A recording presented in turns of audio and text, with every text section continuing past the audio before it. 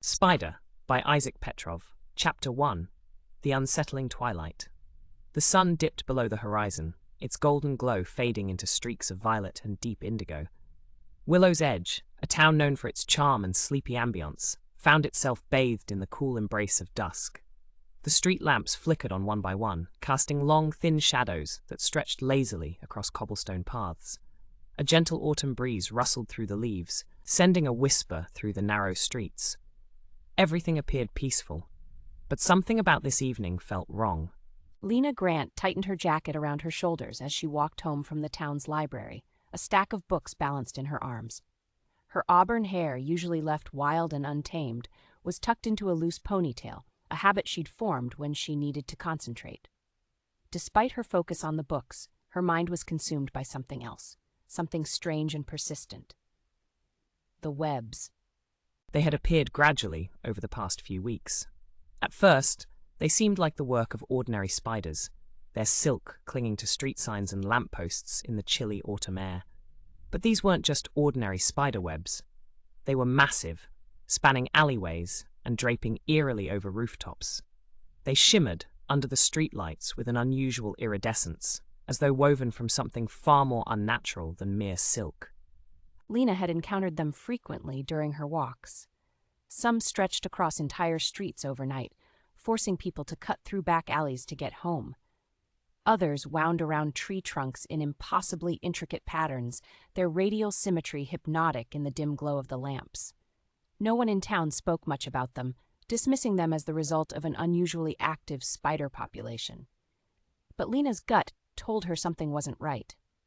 As she turned onto her street, she noticed another web, this one larger than any she had seen before. It sprawled across the entrance to an old alleyway between the bakery and the post office, its strands thick and gleaming like gossamer dipped in liquid silver. A chill ran down her spine. A shiver of movement caught her eye. She froze. Something big, skittered across the shadows at the edge of the web. She barely caught a glimpse of it before it vanished into the darkness, but the image burned itself into her mind, long legs, unnervingly fast movements, and an exoskeleton that gleamed unnaturally in the dim light. Lena's breath hitched. That was no ordinary spider. Her instincts screamed at her to turn around, to forget what she had seen and keep walking. But curiosity tugged at her, stronger than fear. Slowly she took a step closer, her heart hammering against her ribs. The web vibrated slightly, as if something unseen had disturbed it. She didn't dare move any further. A distant sound echoed through the alley, something between a chitter and a whisper. It sent a cold dread crawling up her spine. Then, silence. Lena swallowed hard, suddenly hyper-aware of how quiet the town had become. Even the ever-present rustling of leaves seemed to have died down, as if the world itself was holding its breath. For the first time in her life, she felt that she wasn't alone in Willow's Edge, and whatever else was out there, it was watching. Summoning every ounce of her courage, she forced herself to step back. Slowly, carefully, she turned away from the alley and hurried down the street toward home, her pulse pounding in her ears. The books in her arms felt heavier than before, as though they carried the weight of an unsettling truth, one she was not yet ready to uncover. But deep down, she knew she wouldn't be able to ignore it for long. Something was wrong in Willow's Edge, and she was going to find out what.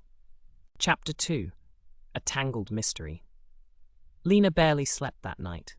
Every time she closed her eyes, she saw the massive web stretching across the alleyway, the way it shimmered under the streetlights, the way something had moved just beyond her vision. She tossed and turned, her mind racing with possibilities, none of them comforting.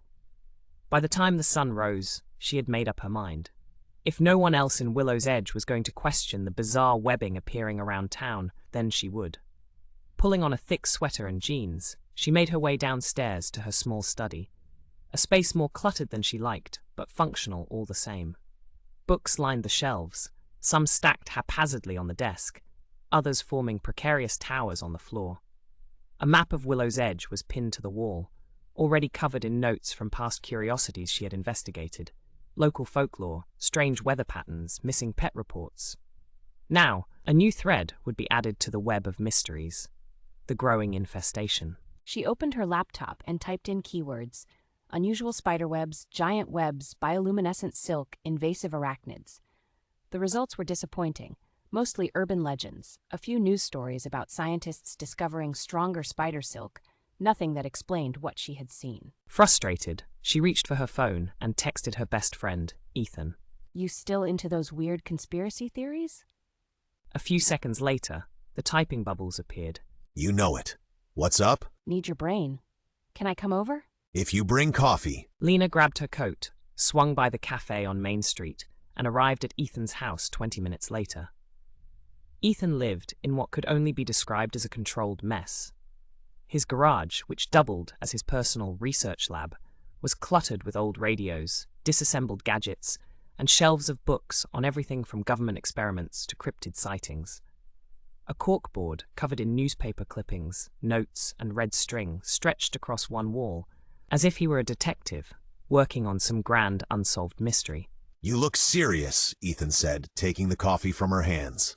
Which means this is going to be good. Lena sat on the old couch by the workbench and pulled out her phone, flipping to the pictures she had taken the night before. You ever seen anything like this? Ethan squinted at the image, his fingers tapping against the cup. That's unnerving. He enlarged the photo, studying the shimmering strands. Where was this? The alley next to the bakery. Ethan let out a low whistle. Okay, yeah, that's not normal. No kidding. He set the phone down and turned to his laptop, his fingers flying over the keyboard. There's been talk online about weird spider activity in small towns. Nothing major, but a few places reporting unusually large webs, some cases of missing animals. He trailed off, scrolling through posts on obscure forums. Most people chalk it up to climate change messing with insect populations, but I don't buy that. And this, he gestured to her phone. This is something else. Lena pulled a folded sheet of paper from her pocket. I took a sample. Ethan raised an eyebrow. Of course you did. She unfolded the paper carefully, revealing a small fragment of the web she had cut away. Even under the dim garage light, it had the same strange iridescent shimmer. Ethan grabbed a magnifying glass and held it over the silk. That's wild. It almost looks metallic. I know, Lena said, and when I touched it, it was stronger than regular silk, like way stronger. Ethan leaned back in his chair, rubbing his jaw. You want my guess? Lena crossed her arms. That's why I came here. He tapped his fingers against the table, thinking. If I had to bet, I'd say someone's been experimenting with genetics. Lena frowned. Like lab experiments? Exactly. Government, private research facility, maybe even a rogue scientist. Who knows, but spider silk is a big deal in science, stronger than steel, potential for medical use, military applications. If someone figured out how to modify spiders to produce something even stronger, that would be huge. Lena's stomach twisted. And if those experiments got out of control? Ethan met her gaze. Then we've got a problem. Silence hung between them, heavy with unspoken thoughts. Finally, Lena exhaled. I need to figure out where these things are coming from. Ethan grinned. Good thing you know a guy who loves chasing the weird. She smirked. You in? Of course. He reached for his notebook, already scribbling ideas. First, we need to track the web growth pattern where they're densest when they appear, any reports of weird sightings. Then we start digging. Lena nodded, a strange mix of excitement and dread pooling in her stomach. Something was happening in Willows Edge, and she wasn't about to ignore it. The hunt for the truth had begun. Chapter 3. Signs of Peril. The morning air in Willows Edge was crisp, carrying the scent of damp earth and fallen leaves. Lena walked through the town square, her thoughts tangled like the webs she had seen the night before. Ethan had been right. If these webs weren't just the work of overactive spiders, then something else was going on. Something bigger. As she turned onto Maple Street, she stopped short. The webs had spread. What had been an eerie curiosity just days ago had now escalated into something undeniable. Massive strands of silk stretched across lampposts and draped over rooftops, shimmering faintly in the weak morning sunlight. Some buildings had been completely overtaken, their windows hidden behind thick, sticky layers. The alley where she had seen movement the night before was now completely impassable, barricaded by a dense, silver webbing. A small crowd had gathered near the bakery, murmuring in hushed, uneasy voices. Lena hurried over, squeezing past a few elderly townsfolk. "What's going on?" she asked. Mrs. Calloway, the baker's wife, wrung her hands. "Something isn't right," she muttered, shaking her head. "These webs weren't here yesterday." A younger man, probably in his early 20s, crossed his arms. "And I heard Mr. Alcott's dog went missing last night. Just vanished. No tracks, no nothing." Lena's stomach tightened. Missing pets? That wasn't a coincidence. Then, from the far side of the street, a shriek rang out. Everyone turned. A woman stumbled out of her front yard, clutching her arm.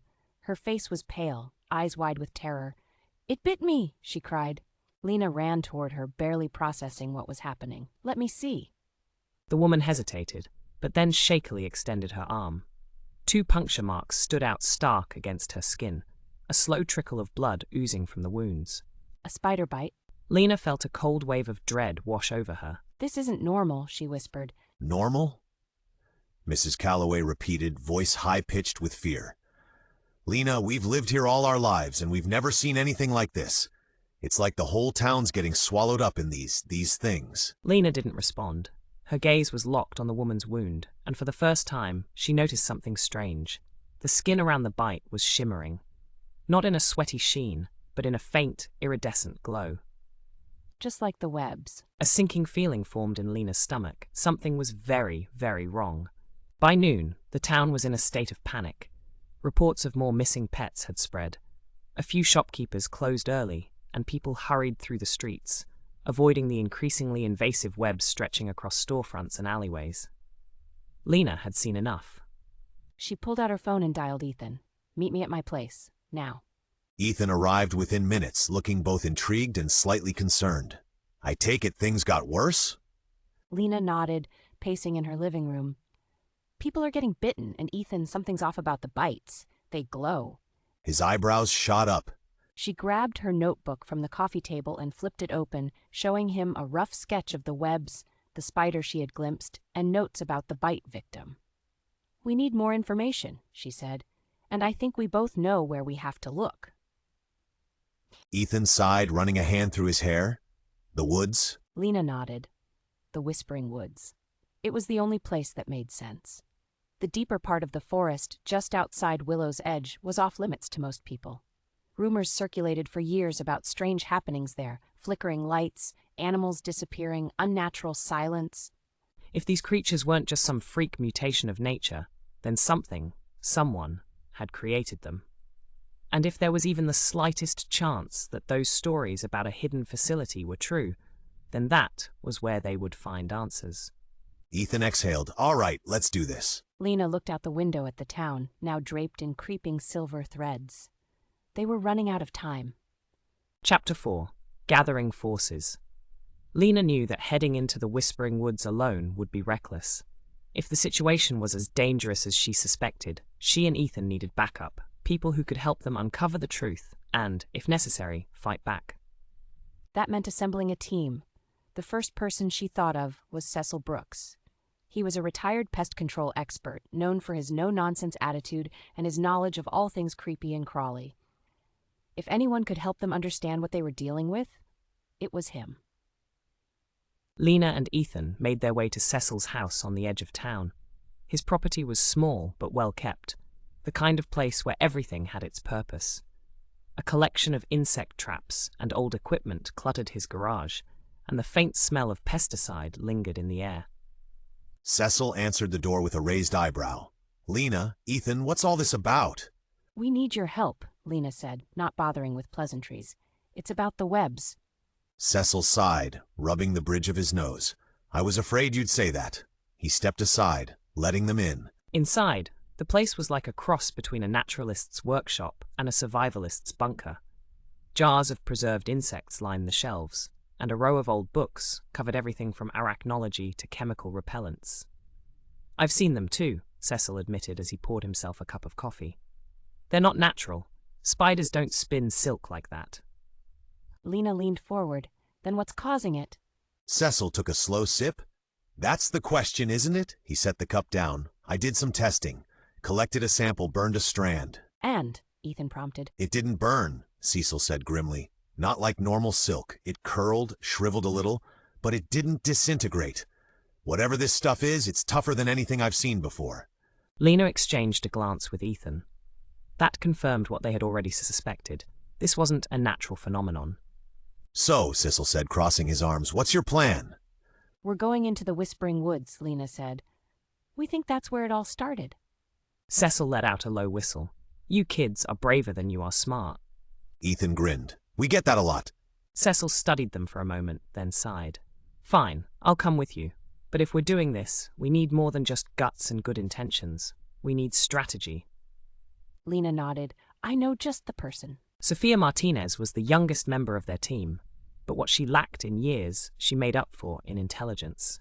At 17, she was a tech genius, known for hacking school firewalls and modifying drones for fun. Lena and Ethan found her in her garage, hunched over a laptop, a soldering iron in one hand, and a half-assembled drone in the other. You two look like you're up to something, Sofia said without looking up. Lena smiled. You're going to love this. Sofia finally glanced up. Oh? We're investigating the webs, Ethan said. And we need someone with your skills.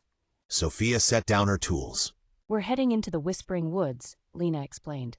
There's a good chance we'll need surveillance, comms, maybe even something to help us deal with whatever's in there. Sofia raised an eyebrow. You're asking me to rig up a spider-hunting tech kit? Pretty much, Ethan said. Sofia grinned. She stood, dusting off her jeans. Give me a few hours. I'll put something together. That evening, the newly formed team gathered at Lena's house. The living room had been turned into a makeshift war room, with maps spread across the coffee table, notes pinned to the walls, and Sofia's laptop casting a soft glow as she pulled up satellite images of the forest. Ethan traced a finger over the map. If the rumors are true, there's an abandoned research facility deep in the woods. Cecil leaned over to look. You're talking about the old government lab? Lena nodded. Do you think it's real? Cecil frowned. I wouldn't be surprised. Back in my day, people used to talk about strange things happening in the woods. Lights, missing animals, weird sounds at night. Then the government fenced off part of the land, called it a nature reserve. He shook his head. Didn't fool anyone. Lena tapped the map. Then that's our destination. Sofia glanced at her laptop. I've got infrared drones ready to go. If anything moves, we'll see it before it sees us. Ethan grinned. I love having you on the team. Sofia smirked. Lena took a deep breath. We leave at dawn. The room fell into silence as the weight of what they were about to do settled over them. The deeper they went, the more they risked. But the truth was out there, and they were going to find it. Chapter 5. Into the Woods. The morning air was thick with mist as Lena, Ethan, Cecil, and Sofia stood at the edge of the Whispering Woods. The towering trees loomed over them, their skeletal branches reaching like gnarled fingers toward the overcast sky. A sense of foreboding settled over the group as they checked their gear one last time. Sofia adjusted the strap on her backpack, which held a modified drone with infrared and night vision capabilities. Drones are prepped. I programmed them to sweep ahead every 100 meters and send a live feedback to my laptop. Cecil grunted, shouldering a heavy-duty case. I've packed everything we might need, traps, repellents, emergency flares. If this goes sideways, we'll have options. Ethan, ever the optimist, cracked his knuckles. And I brought snacks. Can't investigate government conspiracies on an empty stomach. Lena exhaled, her breath visible in the chilly air. Let's move. They stepped into the woods, the damp earth soft beneath their boots. The deeper they went, the quieter it became. No birdsong, no rustling of small animals, just an eerie, unnatural silence. After about 20 minutes of walking, Sofia's drone buzzed to life, flitting ahead like a mechanical scout. She tapped at her laptop, monitoring the feed. So far, nothing unusual, just trees and more trees. Cecil muttered, That's what worries me. As if on cue, they reached a clearing where something wasn't right. Thick strands of the same iridescent webbing stretched between the trees, glistening in the muted light. Some of the strands were so large they resembled cables rather than silk. Ethan let out a low whistle. Yeah, that's not normal. Lena approached carefully, pulling out a small knife. She scraped at the webbing, but it didn't break easily. Instead, it clung to the blade, stretching before snapping back into place. This stuff is stronger than anything I've seen, she murmured. Cecil crouched beside her and ran a gloved hand over the strands. And it's not just silk. Look closer. Lena did, and her stomach clenched. Embedded in the webbing were what looked like fragments of chitin, pieces of exoskeleton, hardened and glimmering faintly, woven into the strands like reinforcement. Sofia frowned at her laptop screen.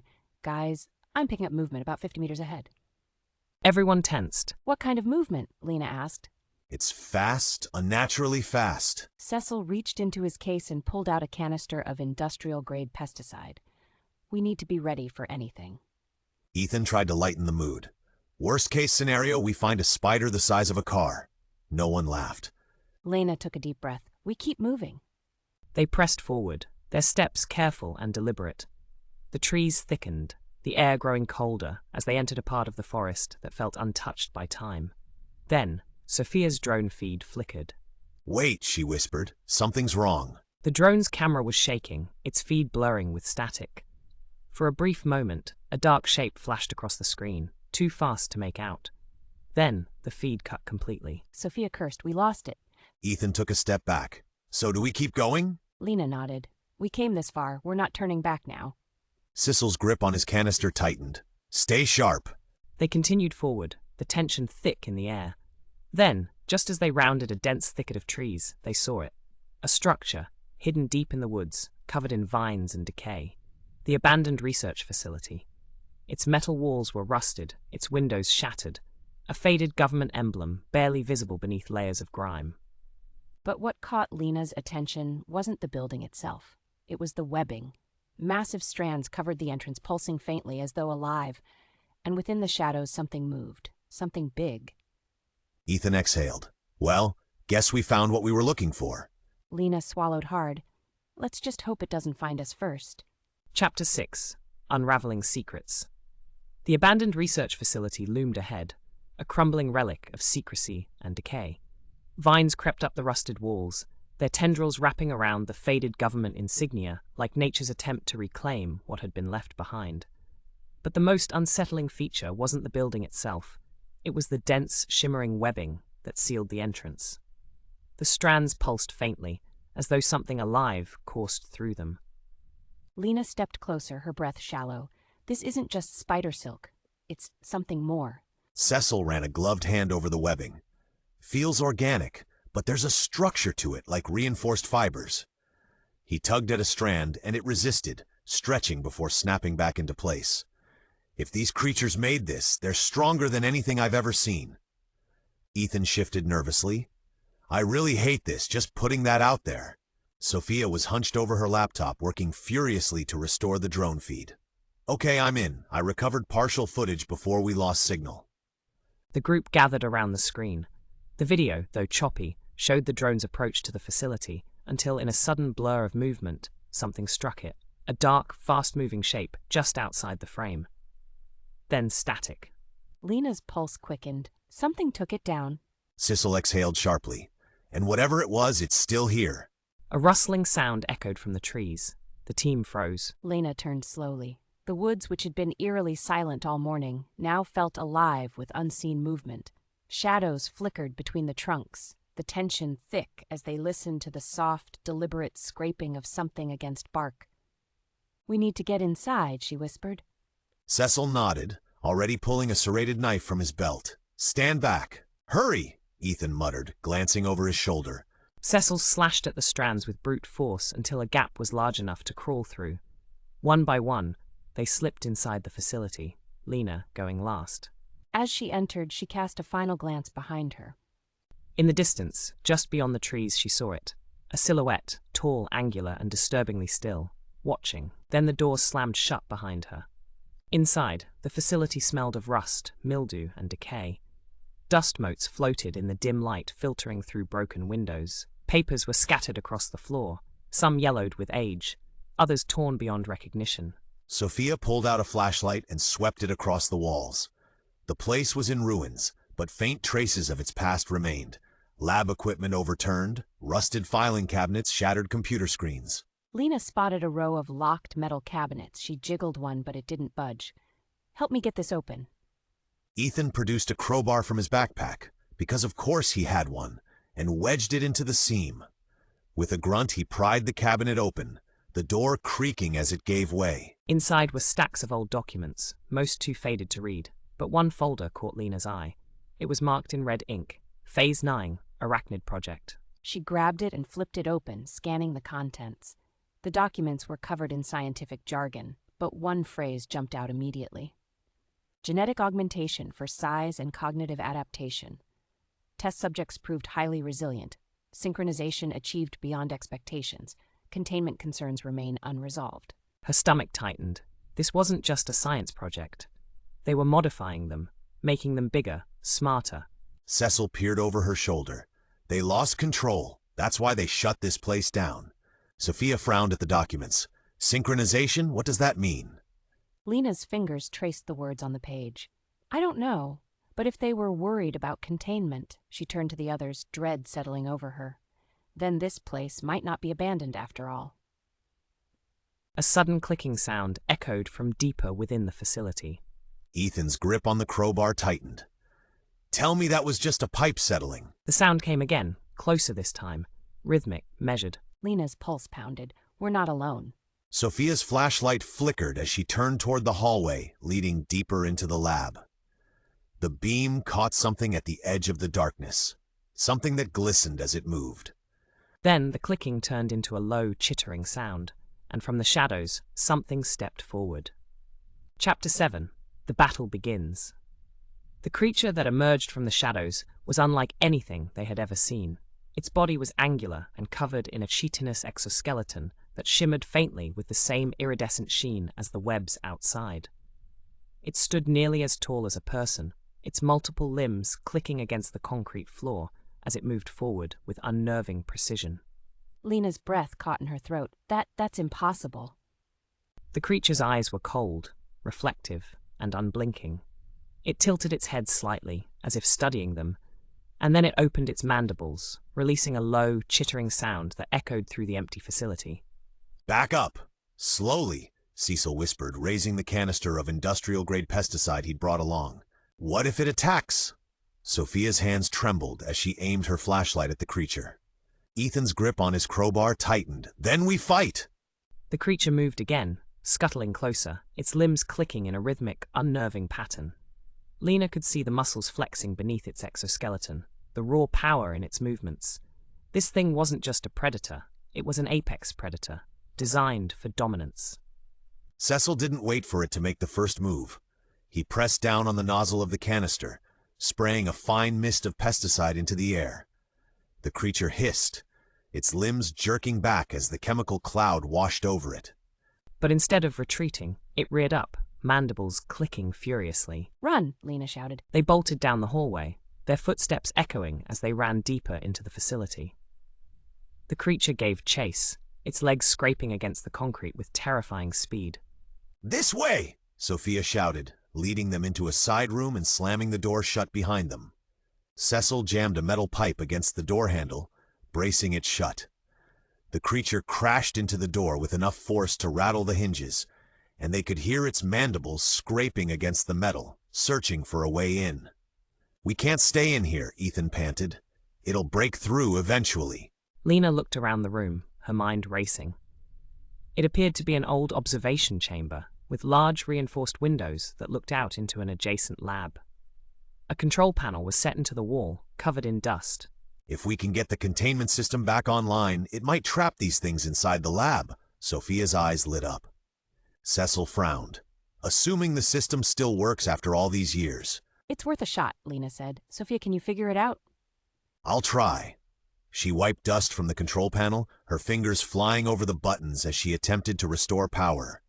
The room's lights flickered, and the hum of machinery vibrated through the walls.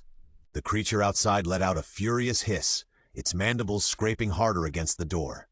Hurry, Ethan urged. I'm bypassing the main circuits, almost there. Sofia muttered, sweat beading on her forehead. Suddenly, the control panel beeped, and a series of status lights flickered to life. Sofia grinned. I think I got it! She pressed a button, and the reinforced windows slid open, revealing the lab beyond. Large mechanical arms descended from the ceiling, each ending in a nozzle marked Emergency Containment Phase 9. Cecil's eyes widened. Those are high-pressure chemical dispersers. They must have been designed to neutralize anything dangerous in the lab. Lena's heart pounded. We need to lure that thing inside. Ethan hesitated. And how do we do that without getting ourselves killed? Lena grabbed a heavy wrench from the nearby workbench and moved toward the door.